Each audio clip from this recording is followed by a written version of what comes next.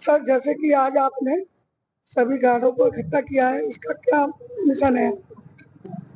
अभी पिछले दिनों में कुछ वार्ड में नर्सिंग स्टाफ ने, कुछ डॉक्टर्स ने ऐसी सूचना दी थी, ऐसी कंप्लेंट की थी कि कभी कभी कुछ मरीज यहाँ पर अनावश्यक ज़्यादा भीड़ लगाते हैं, कभी कभी अनावश्यक हमको कुछ भी काम करने के लिए दबाव बनाते हैं, तो थोड़ा सा वातावरण हमको असुरक्षित लगता है, काम करने में कठिनाई होती है। मैं इन जवानों को जो कि सैनिक कल्याण परिषद के द्वारा यहाँ पर जॉब के लिए आते हैं, इनसे बात भी करना चाहता था, क्योंकि ये बेचारे अकेले अकेले खड़े होकर 12-12 घंटे ड्यूटी देते हैं।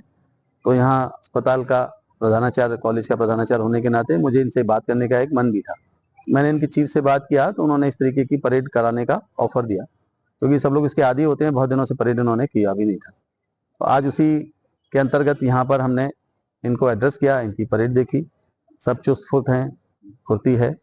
और हमने इनको ये हिदायत भी दी कि आप यहाँ पर एक सुरक्षित वातावरण बनाने में अपना सहयोग दें, जिससे कि मरीजों का बेहतर इलाज हो सके, और जो यहाँ 100 डॉक्टर हर साल पढ़ने के लिए आते हैं वो सुरक्षित वातावरण में अपनी पढ़ाई अच्छे से कर सके।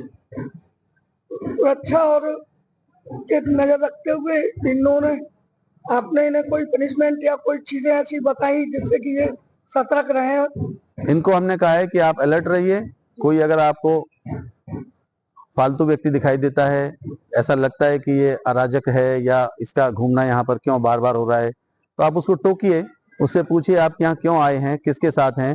क्योंकि वार्डों में हर वक्त मरीज के साथ तीमारदार को जाने का नियम नहीं होता, अस्पतालों की एक व्यवस्था होती है, क्योंकि बाहर के लोग अपने साथ इन्फेक्शंस लेकर आते हैं और अस्पतालों से इन्फेक्शन ले जाके घर में फैलाते हैं।